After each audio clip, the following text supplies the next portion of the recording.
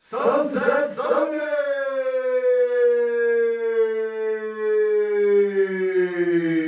I promise this is going to be a thing. This is going to be a thing now. We're going to, going forward, this is going to be a thing. On Sundays, I'm going to read this book. I'm going to post a chapter of this book. I'm a sixth of the way through this book, and we're going to get the rest of the way through before the end of time. I promise.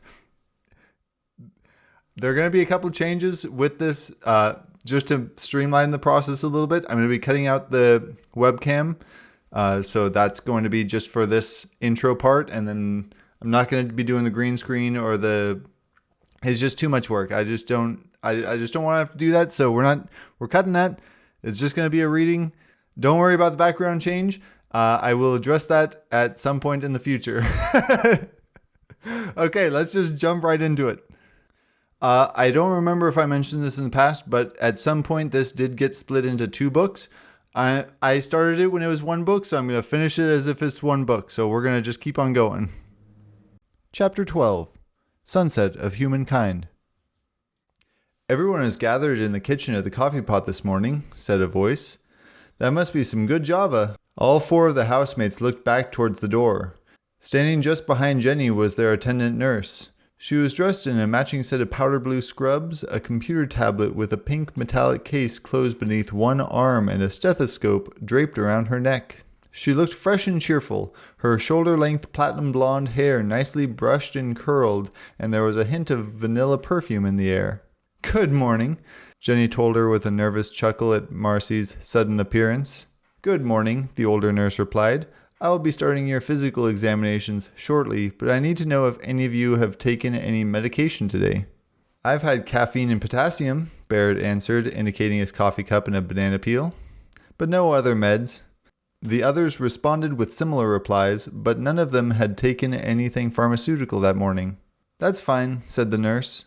"The director is asked to see Brian, Jenny, and Dante in his office first thing this morning, so Kristen, I will start with your physical as soon as you're ready, dear." "Why does the director want to see us?" Dante asked, picking up an orange from the fruit bowl on the counter.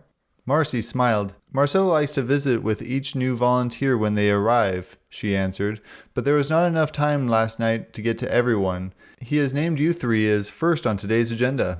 "He and I have already had our first discussion," Barrett mused. "Why does he want to see me again?" Marcy shook her head. "I've no idea, Brian. Nevertheless, he asked to see you by name." Barrett shrugged his wide shoulders. "Sure, okay." He looked over at Dante and Jenny. "The sooner we go, the quicker we can get something more substantial for breakfast," he told them. "Sounds good to me," Dante replied, dropping his untouched orange back in the bowl. He then guided Jenny out of the kitchen in front of them, his hands on her hips. As soon as they were out of the saloon, Jenny slapped his hands away playfully.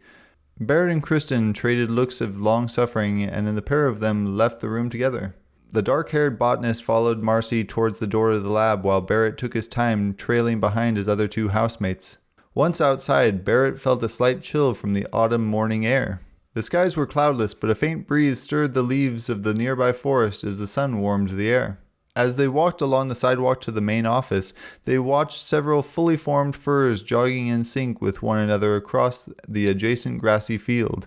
All were dressed in athletic shorts with an adjustable strap over the base of their tails, but none of them, male or female, wore any garments on top. Their fur coats were sufficient to cover up their owners and keep them warm, the pelts beginning to thicken with the cooler climate. None of the joggers wore footgear, and all of them looked as if they could either run upright as they were doing now or get down on all fours just as easily.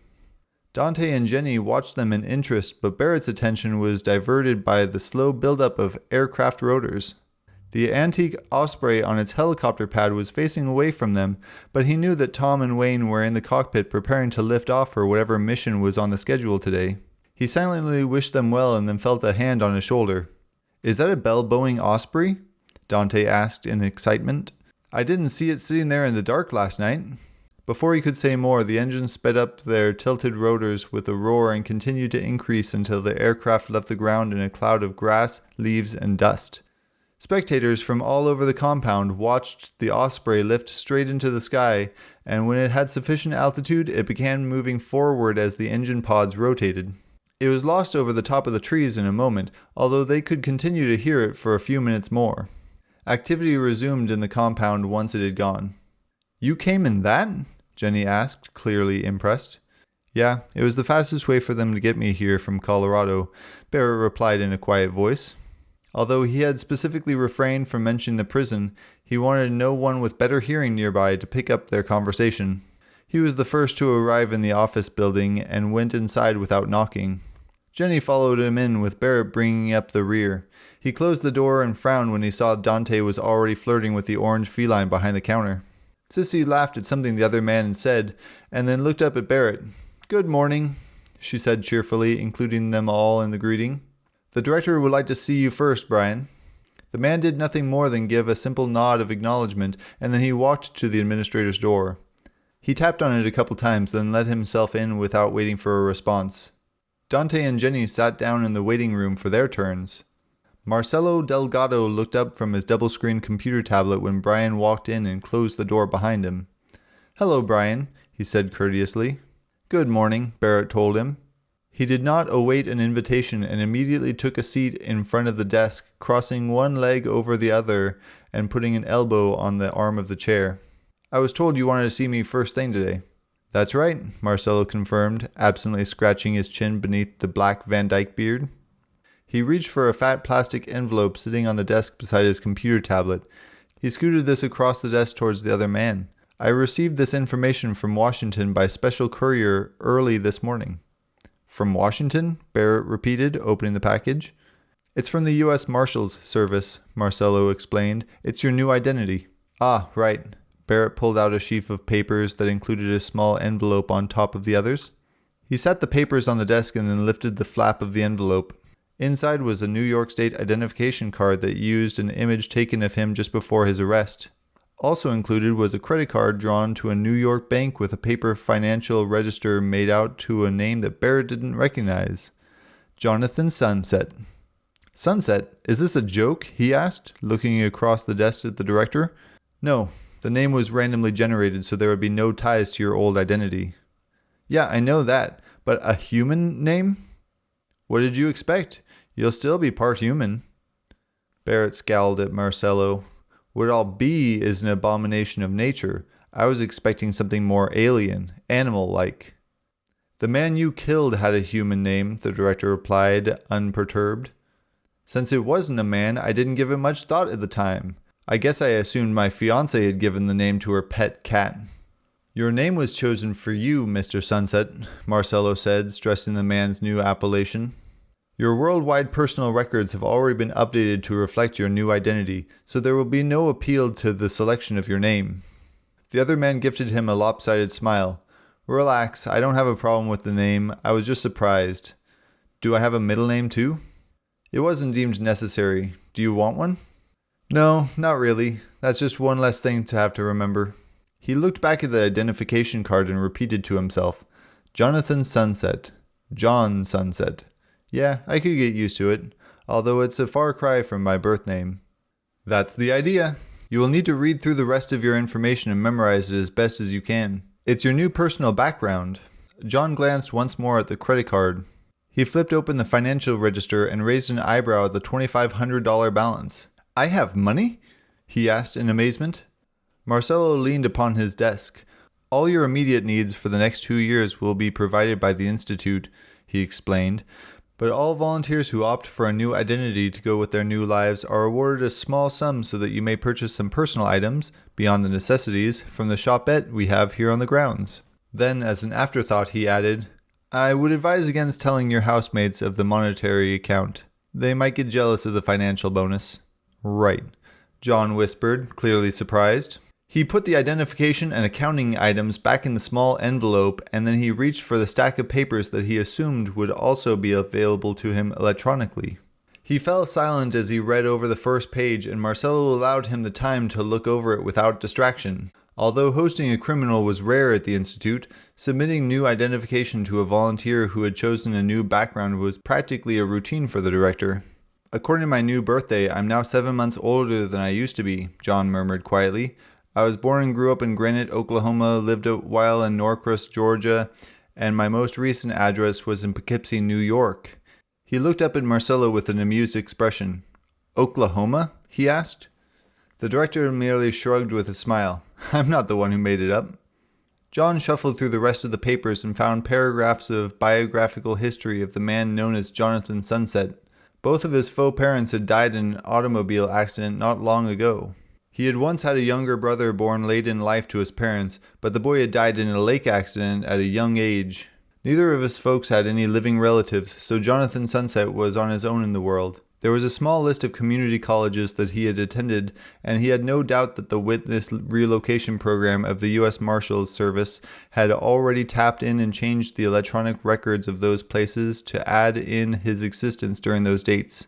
He also saw a list of undistinguished jobs that he had held, likely with businesses that were no longer in existence or had probably never existed in the first place. He flipped through the numerous pages of related information, but he would not bother to read through them right now. At last, he returned all of the materials to the nondescript plastic envelope and tucked the flap into place. He looked up at Marcelo with a casual smile. It looks like they thought of everything, he said. I'll go over it tonight and start committing it to memory. Marcelo sat back in his old comfortable chair and folded his fingers together across his middle. He was pleased that Barrett had not given him any further grief over the matter. In fact, the man now known as Jonathan Sunset seemed content with his new personality. How was your first night with your housemates? He asked in relaxed conversation. Almost at once, John's expression grew troubled.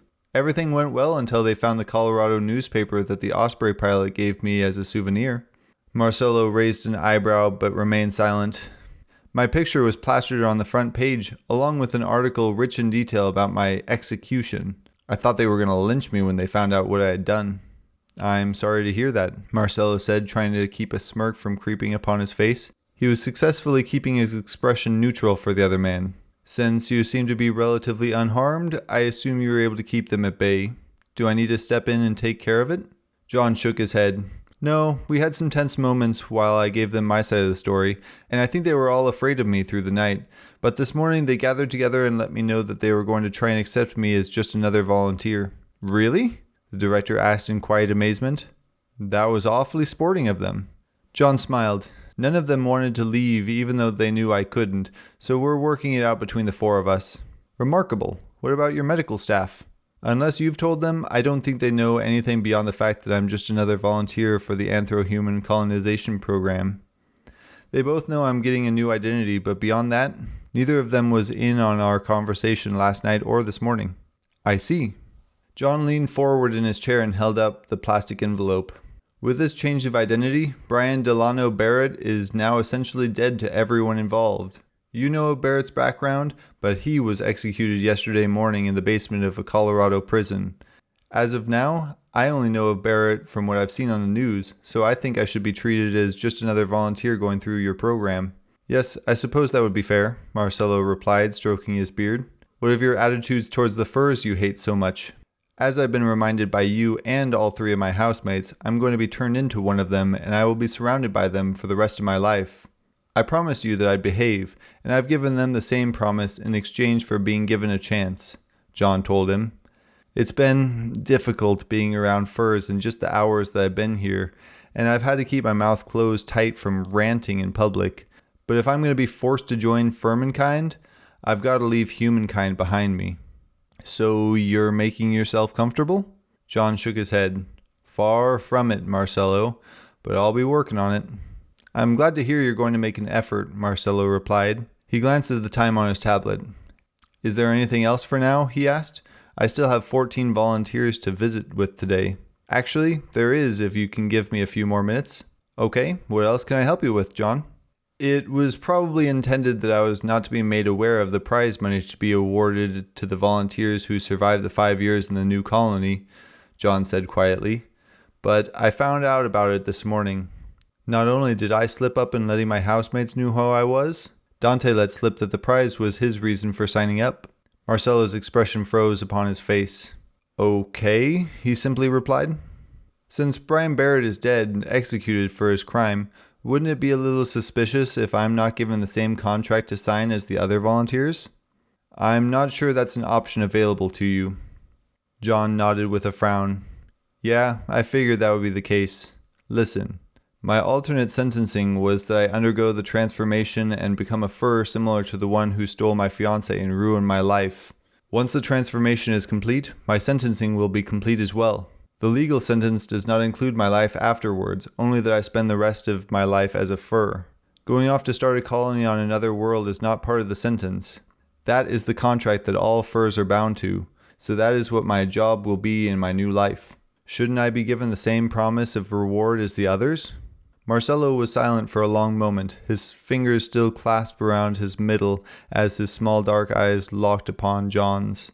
The expression on his face clearly displayed the internal struggle within him, but after several moments of quiet, he nodded reluctantly. "I will discuss the legalities of your request with your lawyer, Mr. Harper," he stated at last. John knew he would get no further confirmation, but he felt as though he had won a small battle to get the director to think about it. He stood up and extended a hand across the desk. "Thank you," he said with a nod. "I appreciate it." Marcello hesitated a bare moment before he grabbed the man's hand and shook it once. "Welcome to the Furmankind Institute, Mr. Sunset." John gave him a smile and then picked up his envelope to go, but before he could leave, the director pulled another envelope from his desk drawer.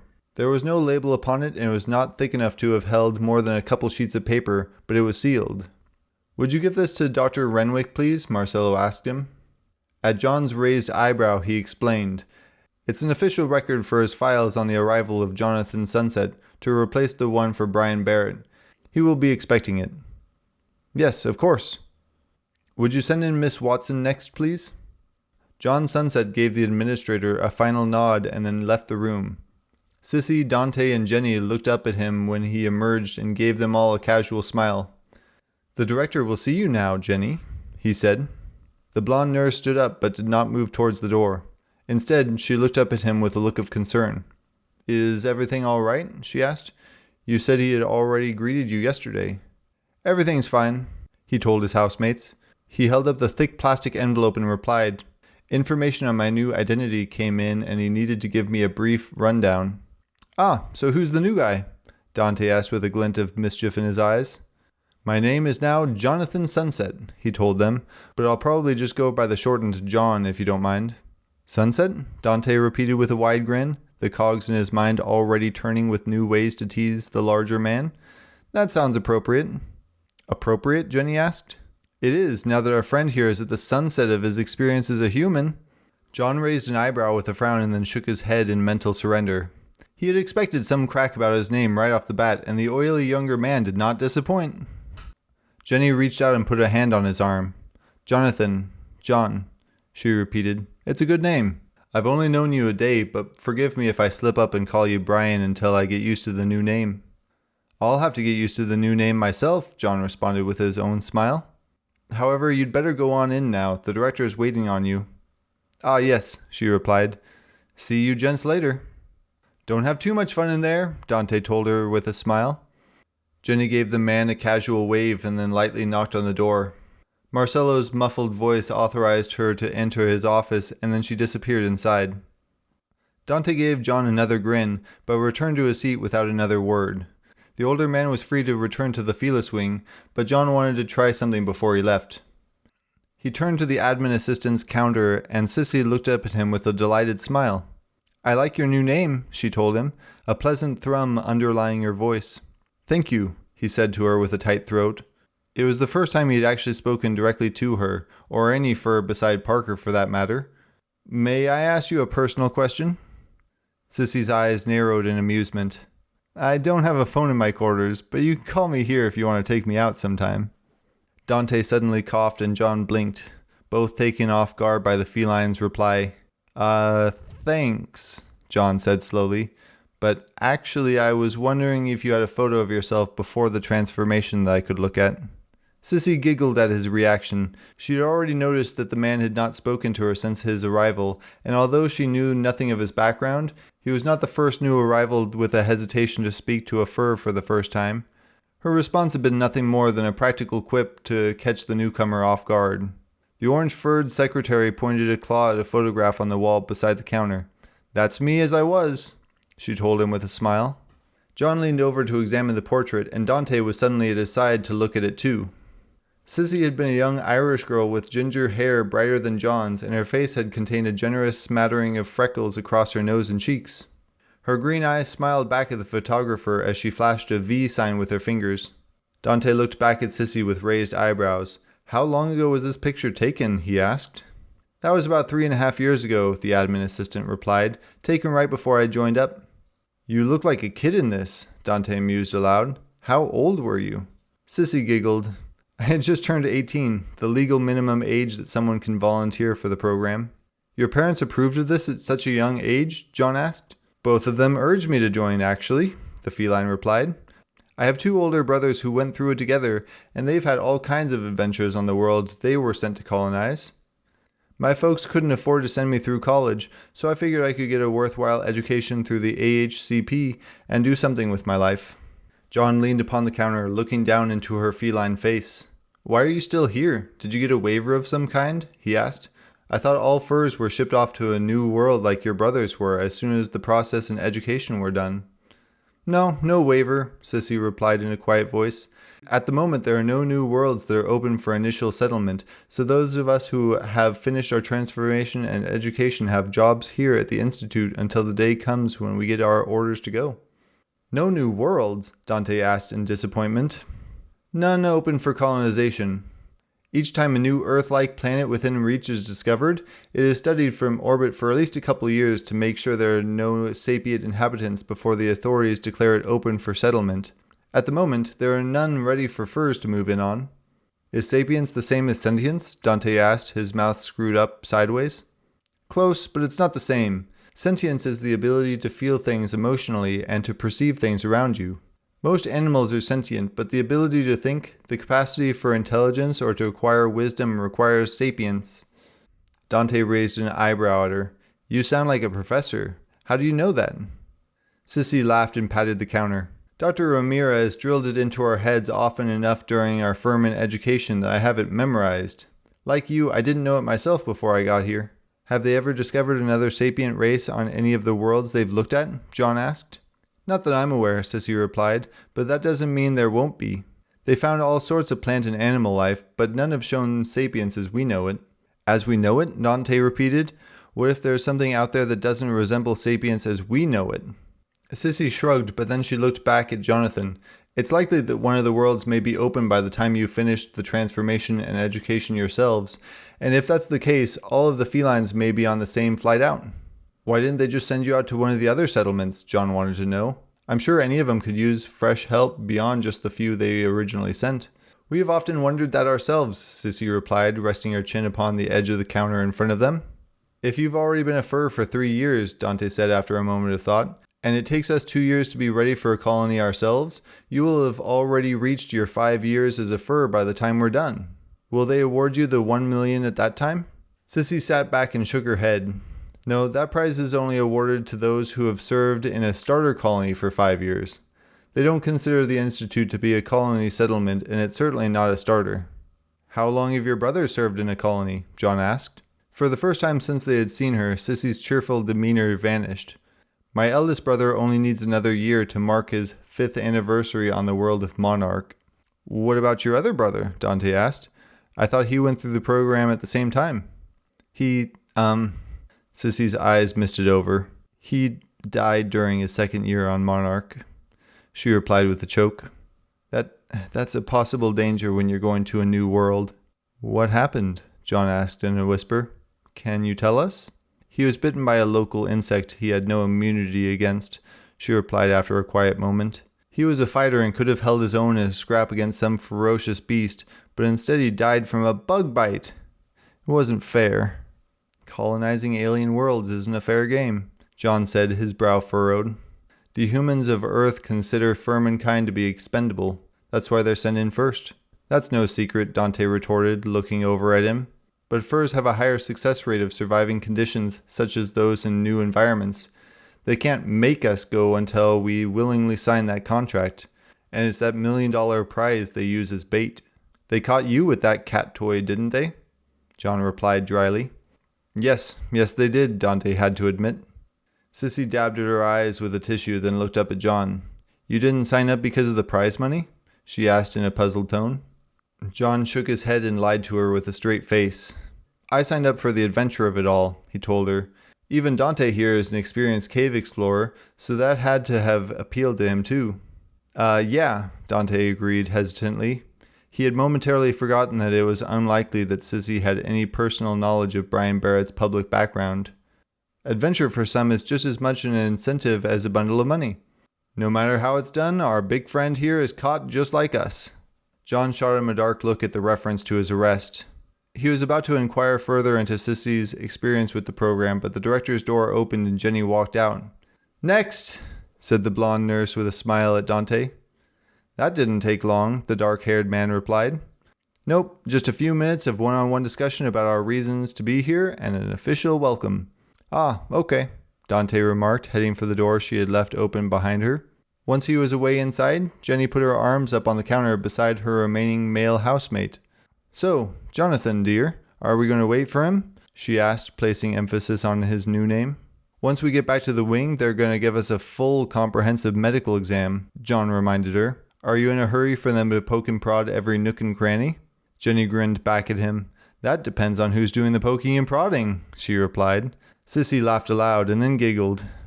John rolled his eyes, then took his envelope to a seat to await Dante's return. Jenny remained at the counter, and soon the two females were lost in whispered conversations that John could not hear. He had begun reading through his new background history, but three young women, all in their 20s, came in through the door and introduced themselves to the admin assistant as sisters who had volunteered together and were reporting for their one-on-one sessions with the director. Although they had given a cursory nod to John and Jenny, there was no time for formal introductions before Dante emerged from Marcello's office. Since the newcomers were awaiting their turn, the trio from the Felis wing all bid Sissy goodbye and then left the building. Jenny and Dante immediately began chatting animatedly about meeting the orange domestic cat, but John was lost in thought about the same experience. He had managed to remain civil, and she had answered his questions in a friendly manner, but talking to the fur had been one of the hardest things he had done since his arrival.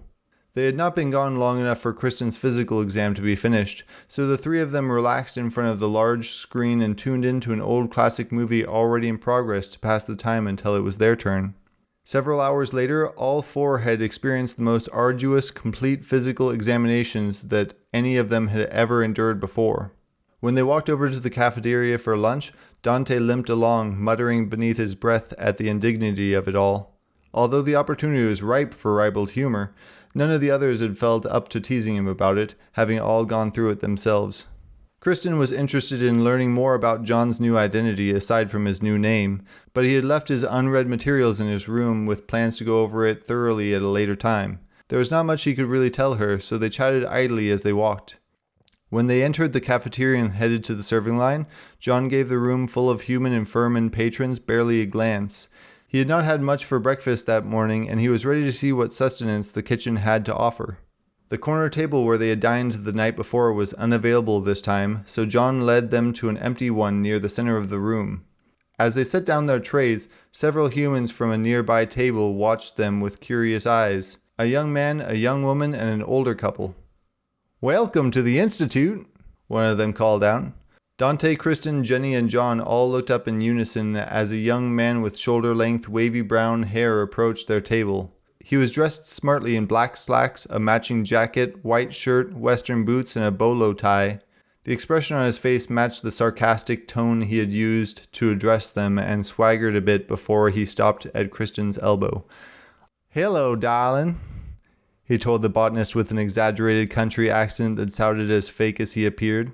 "I'm Travis Tyndall. What's your name?" He completely ignored her companions, squatted down beside her. Kristen almost laughed in his face at his presentation, but Dante beat her to it with a loud snort. "Pardon me, but I was talking to this lovely lady here." He turned back to the object of his interest without waiting for a response. "Now where were we, honey?" John and Jenny exchanged amused looks, and Dante looked indignant, but it was all Kristen could do to hide her amazement at this unexpected attention. "Hello, Mr. Tyndall," she said, grinning. "I'm Kristen. These are my friends, Jenny, John—" "I'm charmed by your beauty, ma'am," Travis interrupted, giving her blouse a brief glance and then making his eyebrows jump with a quick waggle. "I would welcome the opportunity to get to know you better, if'n you know what I mean." "Are you one of the new volunteers?" Jenny asked him. "Or do you work here?" Travis looked back at her with a frown. "Do you mind?" he retorted, completely without his accent. I was talking to this delicious lady." Then, without skipping a beat, he turned back with a smile to a surprised Kristen, not seeing the look of astonishment in Jenny's eyes. "How's about you and me go back to my quarters for a little more intimate lunch? You can have all you want, darling." Kristen had sudden mixed emotions about this guy. She was flattered to be on the receiving end of such attention from a good-looking guy when it was usually the girls who looked like Jenny they ogled. However, his rudeness towards her housemates was uncalled for and unnecessary. Had she been there on her own, she might have been tempted by his silver tongue, but his comments were borderline lewd in front of friends. "I appreciate the invitation," she said quietly, "but perhaps some other time?" "I'm hungry for you now, sweetheart," Travis replied with a mock whine. With just his eyes, he indicated that she should look down, and when she did, she saw his fingers lightly caressing his crotch. Kristen swallowed and shook her head. "No, but thanks," she said. "Listen, beautiful. I believe she said no to your advances," Jenny told him with an edge to her voice. Travis turned towards her with a sneer. "Why, were you hoping that I'd go after you instead?" he retorted. "I prefer someone with meat on her bones, not some skinny silicone honey like the likes of you. You aren't as appetizing as she is." Jenny sputtered indignantly, but when Travis turned back to Kristen, the reception he received was cold indifference. Her eyes were narrowed beneath a furrowed brow and her lips were pressed together tight. "Why don't you just bugger off?" Dante growled over his uneaten lunch. "She doesn't want you." Jenny stood up and faced the newcomer across the table. "Silicone?" she hissed, fists clenched. "The AHCP doesn't accept volunteers with enhancements, mister. There's no silicone in me, and I'm not some honey to be attracted to you." Travis gave her chest a focused look and then laughed. "Yeah, right." He turned back to Kristen and said with a caring whisper, "Look how riled up she is. She's jealous that she can't measure up to you, darling." The botanist fixed the man with a look of pure disbelief. "Please, just leave," she said with a shake of her head. "You're not..." "Please?" he asked, hoping the universal magic word would appeal to her. "I won't bite. Much." "No, thank you," she responded in a stronger tone, trying to shrink away from his closing distance. "You aren't..." "Come with me," Travis interrupted again in a louder voice, all finesse gone. "I insist." He wrapped his fingers around her wrist and started to pull her up. The cafeteria grew quiet at the outburst, and all eyes were fixed upon the Felis table. "No, please," Kristen tried again. "Let me go." Travis ignored her resistance and heaved harder on her arm, pulling her up from the seat and eliciting a small cry of pain from the woman. Her chair fell over with a clatter. Jonathan got to his feet and placed a firm grip on the man's shoulder. "She does not want your attention," he said in a low voice. "And you're hurting her." Travis glanced first at John's hand and then up into his face with a sneer. "Get your stinking Irish fingers off me, you big toad." "Get yours off Kristen," Dante retorted. Travis jerked at his shoulder, but instead of complying, John swiftly turned the man to face him and then took a hold of his other hand, still gripping Kristen's wrist. Without breaking eye contact, John pried Travis's fingers from the short woman's arm, squeezing them firmly. Travis wrenched his aching fingers from John's hand, his face purple with rage, and then he slammed his free fist into John's middle for his interference. The larger man had expected something of the sort and had tightened up his stomach muscles just before the blow. His body swayed from the strike, but his feet were firmly planted. Without waiting for another blow, John slammed the flat of his palm hard against the other man's sternum in a move so quick that Travis had not been able to anticipate. Travis reeled backwards and fell hard against an unoccupied chair. Both he and the chair sprawled out onto the tile floor, tumbling ungracefully beneath another table. Tyndall groaned and rolled over onto his back with both hands up to his chest, but did not get up immediately. He wiped his mouth with the back of a hand, and it came away with a trail of blood from a split lip when he had hit the floor. Incensed, he tried to launch himself back upward, but hit the bottom of the table hard and collapsed again amid a shower of sparks exploding within his cranium. The older man who had been sitting at Travis's table jumped up to help him, but no one else seemed interested in getting into the fray. Like those in the Felis wing, these people were all new acquaintances in whichever wing they belonged to, but there were none who knew Travis well enough to defend him against his own actions. When John was certain that Tyndall was going to stay down for the moment, he turned to Kristen with a frown. "Are you okay?" he asked, noticing that she rubbed her wrist where Travis had grabbed her. She looked up at him with wide, moist eyes and nodded in quiet surprise. He looked over at Jenny and Dante. They were both standing back away from the table. I'm going to take her back to the wing, he told them quietly. We'll get something to eat later. Dante nodded in silent astonishment, and Jenny mimicked his actions without realizing it. Come on, let's go, John whispered to Kristen. Without resisting, she took the hand that he had offered to her and allowed herself to be led from the cafeteria amid the clucking conversation surrounding them. Hooey, that's another chapter down. That took a little bit of time to record because I am apparently very much more out of practice than I thought I was. So, yeah, that took, what was it? 2 hours, 42 minutes to record. Sick, man. I am very fast at reading stuff. Okay, so yeah, I have a lot of practice to get back up on, and I will see you next Sunday for Sunset Sunday! I swear it's a thing now. I'm going to make it a thing.